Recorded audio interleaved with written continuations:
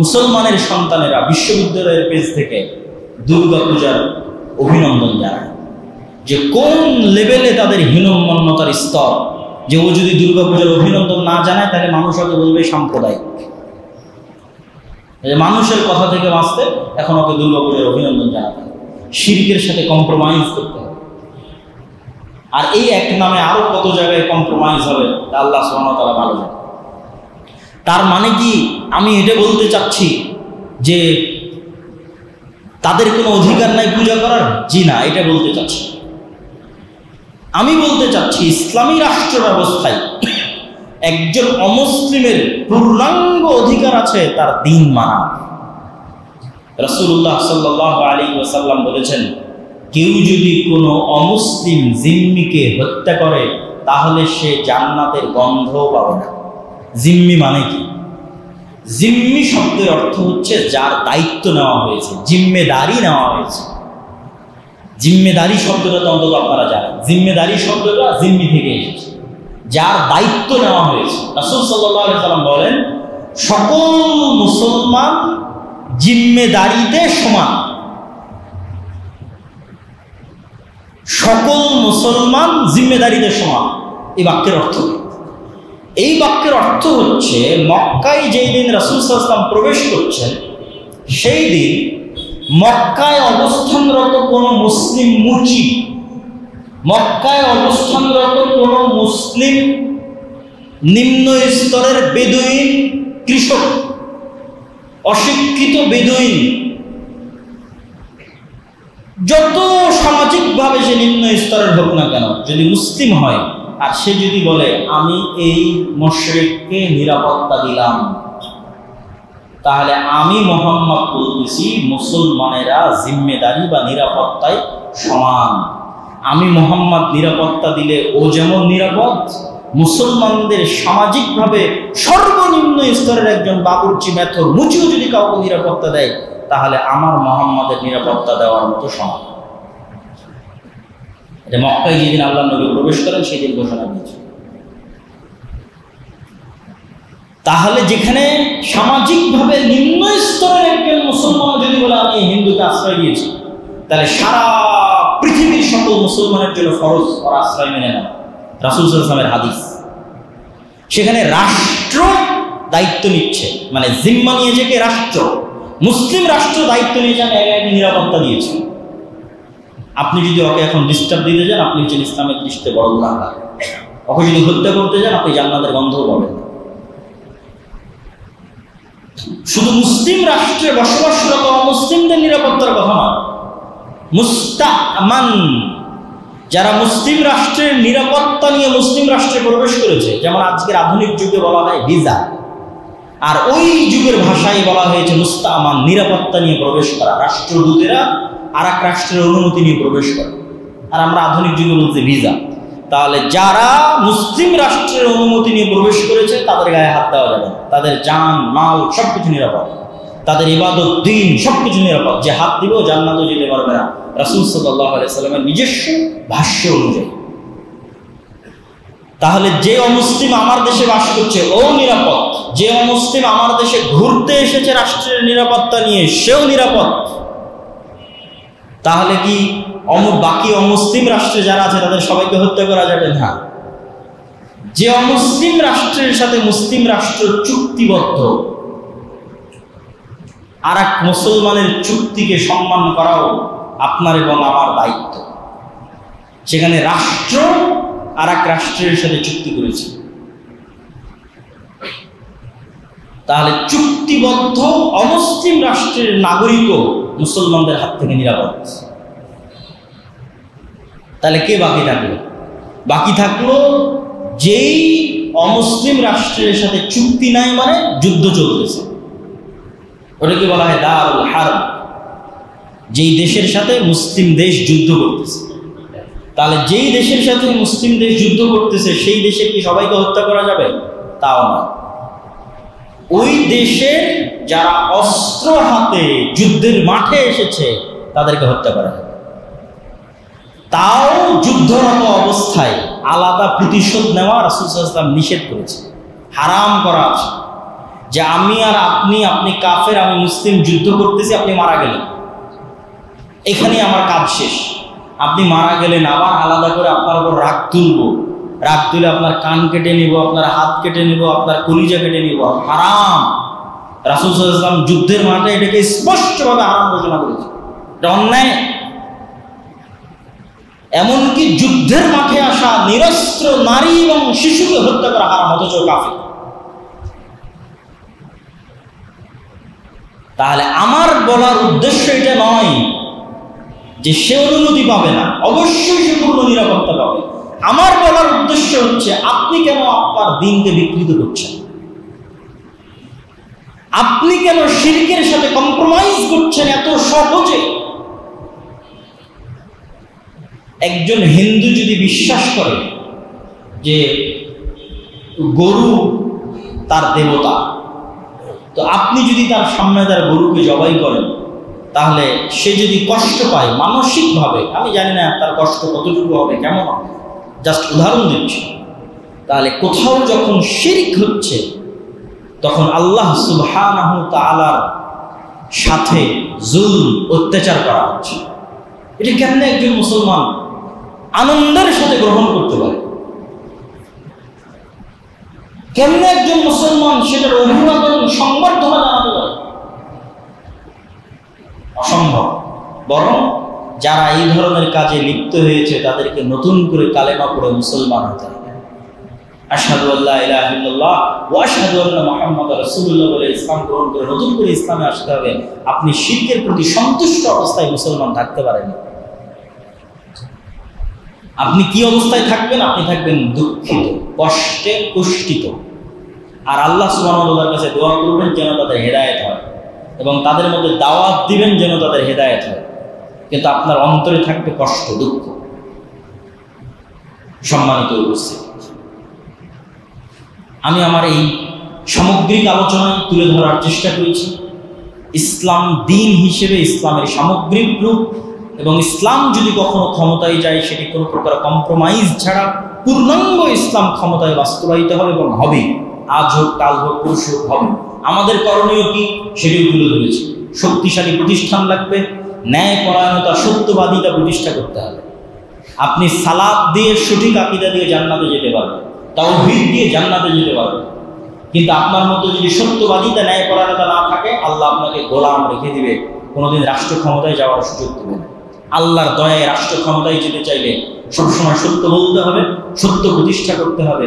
সালাত এবং সঠিক আকীদার পাশাপাশি মানুষের সাথে ন্যায়পরায়ণ হতে হবে, প্রতিষ্ঠান পরিচালনায় ন্যায়পরায়ণ হতে হবে, মসজিদ, মাদ্রাসা, ইসলামী দল, সংগঠন পরিচালনায় ন্যায়পরায়ণ হতে হবে, শক্তিশালী প্রতিষ্ঠান প্রতিষ্ঠা করতে হবে। এগুলোর ভিত্তিতে আল্লাহ সুবহানাহু ওয়া তাআলা রাস্তা উন্মুক্ত করে দিবে। এরকম প্রতি 20 বছর 25 বছর পর 5 আগস্ট আসবে, কিন্তু ওই সময় আপনি প্রস্তুত কিনা তার প্রস্তুতি এখন নিতে হবে। আল্লাহ সুবহানাহু ওয়া তাআলা আমাদেরকে ইসলামকে আরো গভীরভাবে বুঝার এবং ইসলামের সামগ্রিক রূপটা অনুভব করার তৌফিক দান করুন। আল্লাহ। বক্তব্যের শেষে দিনাজপুরে আসবো আর জামিয়া সালাফিয়ার কথা যদি না বলি তাহলে এটা অন্যায় হবে নিজের সাথে। আল জামিয়া সালাফিয়া বাংলাদেশের এক ব্যতিক্রমধর্মী শিক্ষা প্রতিষ্ঠান, যেখানে দেশের এবং বিদেশের শিক্ষক মণ্ডলী দাস দেয়।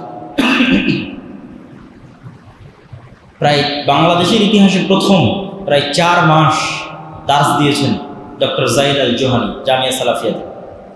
তারপরে 1 মাস দাস দিয়েছেন শেখ মানসুর আল খালাফ মদিনা ইসলামী বিশ্ববিদ্যালয় থেকে এসে জামিয়া সালাফিয়া। তার পূর্বে 3 জন শিক্ষক এসে দাস দিয়েছেন 1 সপ্তাহ থেকে 10 দিন। আর এই চলমান আন্দোলনের সময় 7 জন পুরো সৌদি আরবের বিভিন্ন বিশ্ববিদ্যালয়ের মাশায়েখদের আসার কথা ছিল। নিরাপত্তার অভাবে আমাদের টিকিটগুলো মারা গেছে, ক্যান্সেল করতে হয়েছে এবং অর্থনৈতিক ক্ষতিরও সম্মুখীন হয়েছে, কিন্তু তাদেরকে নিয়ে আসতে পারিনি। তবে আগামী ডিসেম্বর এবং জানুয়ারিতে তারা আসবে বলে আমরা আশা করছি। পাশাপাশি ভারতের যেগুলো আহলুল হাদিসদের বড় বড় প্রতিষ্ঠান, জামিয়া সালাফিয়া বানারস, জামিয়া সালাফিয়া বানারসের যারা মুহাদ্দিস, তারা জামিয়া সালাফিয়াতে মুহাদ্দিস হিসেবে দায়িত্ব পালন করছে। ভারতের বড় বড় উচ্চশিক্ষিত আলেম ওলামা 4-5 জন জামিয়া সালাফিয়াতে দার্স প্রদান করছে। এটি বাংলাদেশের এক ব্যতিক্রমধর্মী শিক্ষা প্রতিষ্ঠান। এই শিক্ষা প্রতিষ্ঠানের একটা শাখা দিনাজপুরে হয়েছে। দিনাজপুরের মানুষকে মনে করতে হবে এটি আল্লাহর পক্ষ থেকে দয়া, রহমত এবং নিয়ামত। এবং এই দয়া, এই রহমত, এই নিয়ামতকে মূল্যায়ন করার দায়িত্ব আপনাদের। এটা আপনাদের জন্য পরীক্ষা। অন্তরে কোনো প্রকার সংকীর্ণতা রাখা যাবে না, অন্তরে কোনো প্রকার দুর্বলতা রাখা যাবে না। জামিয়া সালাফিয়াকে ভালোবাসতে আপনি দরকার হয় যাচাই করেন, মানে আপনি জামিয়া সালাফিয়াকে সহযোগিতা করার আগে পরীক্ষা করেন জামিয়া সালাফিয়া, যে আমাদের নিয়ত কি, আমাদের লক্ষ্য উদ্দেশ্য কি, আমাদের টার্গেট কি, আমরা ডেডিকেটেড কিনা, একদম উচ্চশিক্ষিত জ্ঞানী গুণী ভবিষ্যৎ প্রজন্ম তৈরিতে আমাদের ডেডিকেশন আছে কিনা, আমাদের পরিশ্রম, চিন্তা এবং শ্রম আছে কিনা।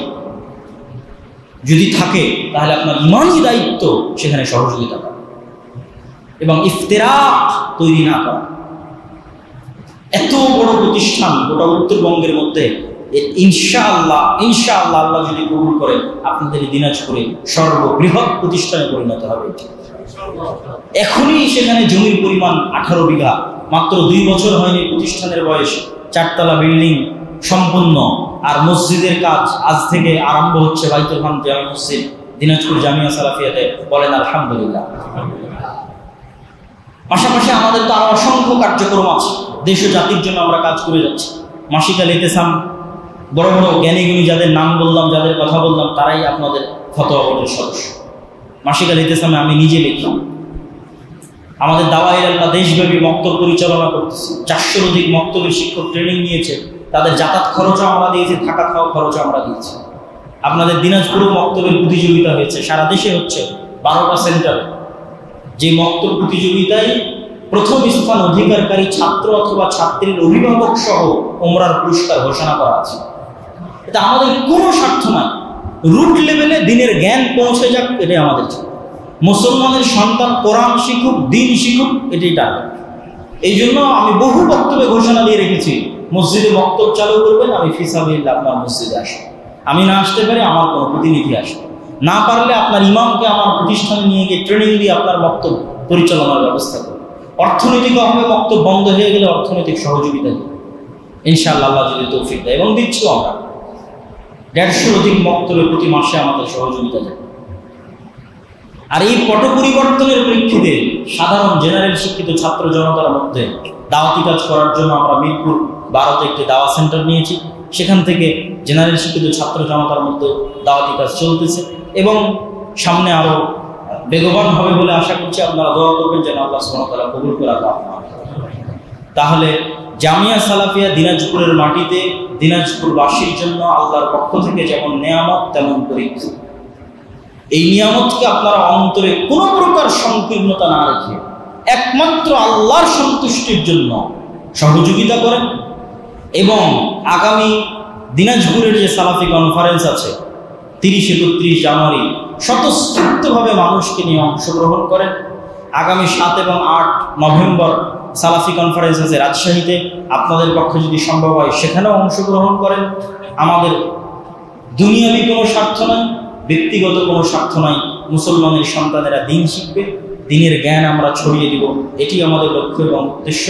এই আহ্বানকে সামনে রেখে আমরা চাই আল্লাহ আপনাদের অন্তরকে নরম করুক, আল্লাহ আপনাদের অন্তরকে মাইল করুক, আল্লাহ আপনাদের অন্তরকে পরিবর্তন করুক। আপনাদের অন্তরে জামিয়া সালাফিয়ার জন্য নিষ্কলুষ খালেস ভালোবাসা আল্লাহ সুবহানাহু ওয়া তাআলা দিনাজপুরবাসীর জন্য, এই মসজিদের যারা দায়িত্বশীল আছে তাদের অন্তরে আল্লাহর কাছে দোয়া করছি, তাদের অন্তরে আল্লাহ সুবহানাহু ওয়া তাআলা খালেস ভালোবাসা দিয়ে দিক, আল্লাহুম্মা আমিন। আর যেই মসজিদে এসেছে এই মসজিদের কথা বলবেন, নতুন দায়িত্বশীলেরা এই মসজিদের দায়িত্ব নিয়েছে। সালাতের পরে আপনাদের কাছে আমিও 2-1 মিনিট কথা বলবো, তারাও হয়তো কথা বলতে পারে। তো নতুন দায়িত্বশীলদেরকে উৎসাহিত করার জন্য, মসজিদের উন্নয়ন সাধনের জন্য সিসি ক্যামেরা হোক বা আরও যে কোনো প্রয়োজনে হোক, আপনাদের জন্য স্বতঃস্ফূর্ত অংশগ্রহণ থাকে এই মসজিদকে আবাদ করার জন্য।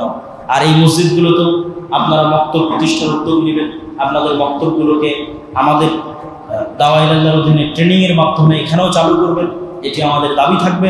আল্লাহ সুবহানাহু ওয়া তাআলা আমাদের সকলকে একত্রিতভাবে এক ছায়াতলে একত্রিতভাবে ঐক্যবদ্ধভাবে দিনাজপুরের মাটিতে দাওয়াতি কাজ করার তৌফিক দান করুন, আল্লাহুম্মা আমিন।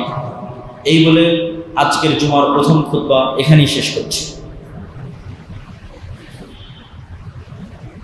আলহামদুলিল্লাহ ওয়াহদাহু ওয়াসসালাতু ওয়াসসালামু আলা মান লা নাবিয়্যা বা'দাহু ইয়া আইয়ুহাল্লাযীনা আমানু সাল্লু আলাইহি ওয়া সাল্লিমু তাসলিমা আল্লাহুম্মা সাল্লি আলা মুহাম্মাদিন ওয়া আলা আলি মুহাম্মাদ কামা সাল্লাইতা আলা ইব্রাহিম ওয়া আলা আলি ইব্রাহিম ইন্নাকা হামিদুম মাজিদ আল্লাহুম্মা বারিক আলা মুহাম্মাদিন ওয়া আলা আলি মুহাম্মাদ কামা বারাকতা আলা ইব্রাহিম وعلى آل إبراهيم إنك حميد مجيد ربنا ظلمنا أنفسنا وإن لم تغفر لنا وترحمنا لنكونن من الخاسرين ربنا آتنا في الدنيا حسنة وفي الآخرة حسنة وقنا عذاب النار رب ارحمهما كما ربياني صغيرا رب ارحمهما كما ربياني صغيرا رب ارحمهما كما ربياني صغيرا اللهم انصر المسلمين المؤمنين المظلومين المجاهدين في فلسطين